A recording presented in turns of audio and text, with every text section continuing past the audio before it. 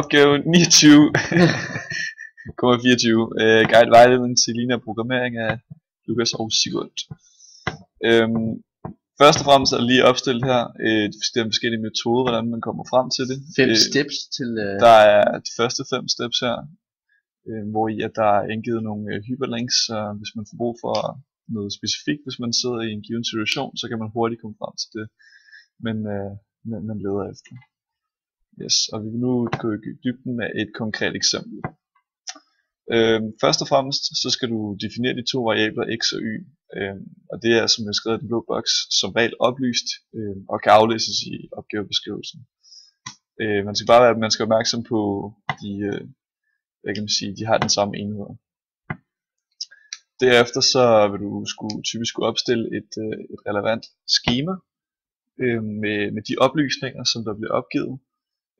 De her skemaer findes i VØ og typisk i bilagene, så du slipper for selv at skulle stille det op, så du bare kan gå ind og hente informationerne med det samme. Her er det vigtigt, at man lægger mærke til, at der er ude til tid til rådighed, det er jo de begrænsninger, som man har.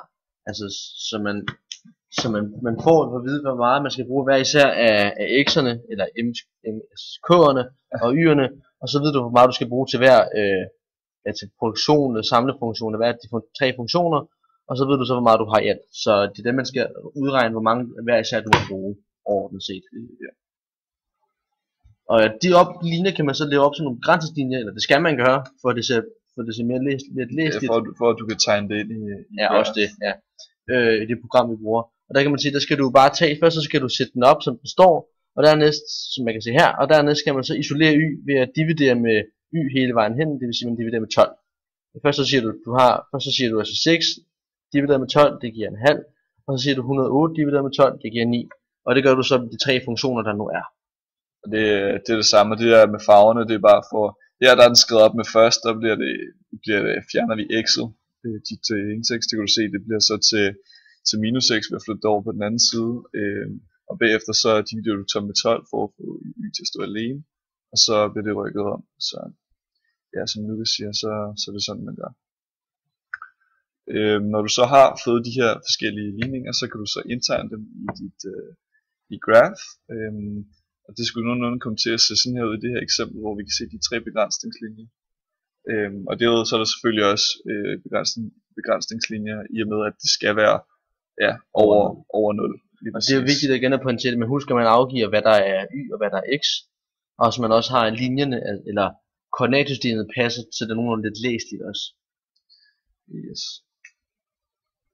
Det næste step, der skal du indtegne løsningsområde, eller polygonområde, eller de har nogle forskellige begreber fra matematik, kender du måske. Måden du gør det er også i graph, hvor du så går ind, og så indtegner du de her uligheder. Og så kommer du så frem til, at det der er skrevet op her, hvordan og hvorledes det skal stå, du skal skrive dem ind. Og det er vigtigt, det her det er ligesom et screenshot, hvor du kan se, hvordan det skal skrives ind. Og det er vigtigt, at der står noget både i den her, der hedder relation og constants. Der skal stå noget i begge felter. Det er sådan set lige meget med rækkefølgen og så videre. Men, det er også lige meget, hvor meget man skriver i hver, men der skal bare stå med begge ting. Ja, præcis. Og så får du selvfølgelig dit markerede område her, som du skal bruge. Og det betyder altså, at inden det område her, det er de mulige løsninger, der er for produktionen. Det er det, der er derinde. Og når man så skal finde ud af, hvad den rigtige løsning er, så skal man bruge sin kriteriefunktion, som man også så, da vi skulle der hvor det hele var opstillet, kan du sige. Der stod der også en kriteriefunktion, at for hver x, der får man dækningsbidrag på 100.000, i det givet eksempel her, hver y, der har man 50.000. Og derfor skal man så sætte dem sammen og sige, okay, for hver 100.000 x plus 150.000 y, jamen der kan vi så regne ud, hvad vores samlede dækningsbidrag så bliver. Og det kan man så, se, hvordan man får skrevet det mere tydeligt op. Yes, og når man så har, udregnet den her, kan man sige, eller den bliver jo ofte givet til dig, men når du har fundet din kriteriefunktion, jamen så kan du gøre det, at du sætter den lig med 0. Og det vil du gøre som i eksemplet hernede. Det ved jeg ikke, det er lidt den samme matematiske metode som før, hvor vi så kommer frem til, at linjen den har en hældning på minus 2x. Og det er ligesom det, der er resultatet. Det er så vores niveaulinje, som vi kan bruge til at forskyde, som vi gør lige om lidt. I koordinatsystemet, det kommer lige på næste slide her, der er taget udgangspunkt i, at det er et dækningsbidrag på 300.000. Og det viser altså alle de kombinationer af x og y, som giver et samlet dækningsbidrag på 300.000. Og det vil sige, at den linje, som I kan se her, er vores niveaulinje, som vi har indtegnet her. I kan se formlen eller ligningen. Det vil sige, at alle de punkter og kombinationer, de har her, det vil sige, at om vi tager 2x og 2y, så får vi et dækningsbidrag på 300.000. Eller hvis vi tager 0x og 6y, så får vi altså også cirka et dækningsbidrag på 300.000. Og der er det så vigtigt, at som en nem løsning, man kan være for at finde det punkt, hvor det bedste dækningsbidrag, det er jo bare, at man kan skubbe niveaulinjen væk fra 0,0, altså skubbe den mod højre. Så opdager man efterhånden, at der kun er et af de 4 mulige punkter tilbage, hvor det så er det bedste mulige. Men du kan også beregne det på en anden måde. Man kan også, hvis det er besværligt at sætte lige med 0, og hvis man ikke er så stærk i det, så kan du gøre det, at du bare vælger et tilfældigt punkt. Det kunne være 2x og 4y, og sætter det ind i din kriteriefunktion. Og så på den måde regner niveaulinjen ud, så får du den til at skære præcis. Så regner man baglæns på en måde. Ja, det kan man godt se det sådan. Og som sagt, så var Lukas jo lidt på, når du så har indtastet den her niveaulinje, så skal du så parallelt forskyde den, for så at du kan på den måde aflæse det optimale punkt.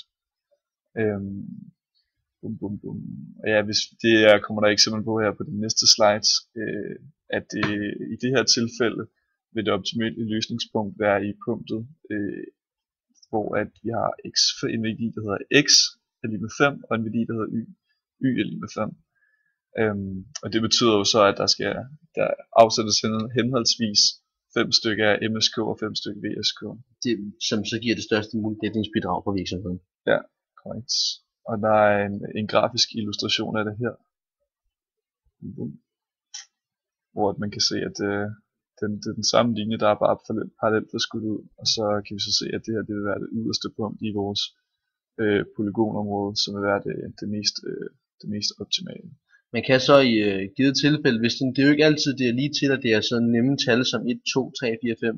Du kan også komme ud for, at det er flere hundrede, hvis der så er intervaller med, hvor der fx står 50, 60, 70, så kan man også bede, hvis man klikker på en af de valgte kriteriefunktioner, og få den til at finde ud af, hvor den sker en anden ligning henne, og så angiver den præcise præcis skæringssted og præcise værdier.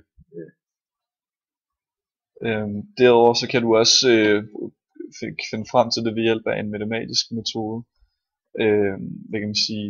Og måden du gør det er ved at sætte de 2 begrænsningslinjer, du kan se, hvis du sætter dem over for hinanden. Og på den måde så vil du så kunne finde frem til at så isolere x, og så finder du frem til at x er lige med 5. Når du så har fundet det, så kan du sætte den her fundne værdi ind i en af begrænsningslinjerne, og derved vil du så kunne finde frem til at læse y-værdien. Det er sådan en god måde at dobbelttjekke på, om det nu man har gjort, det nu er rigtigt.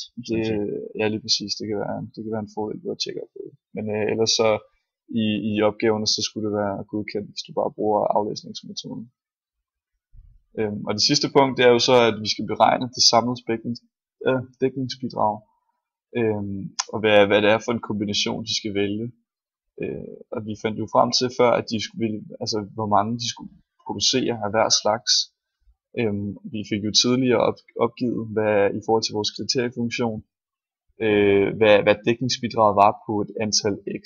Så derfor ganger du bare, som der står 5 styks af 100.000, så ganger man jo 5 med 100.000, hvilket er angivet, at det er 500.000, og lægger det oveni et 5 gange 50.000 for y, for hver y-produkt, eller for hver VSK, og dem lægger man så bare sammen for at få et samlet dækningsbidrag i alt. Yes. Og det var så lige vores guide for nu. Ikke så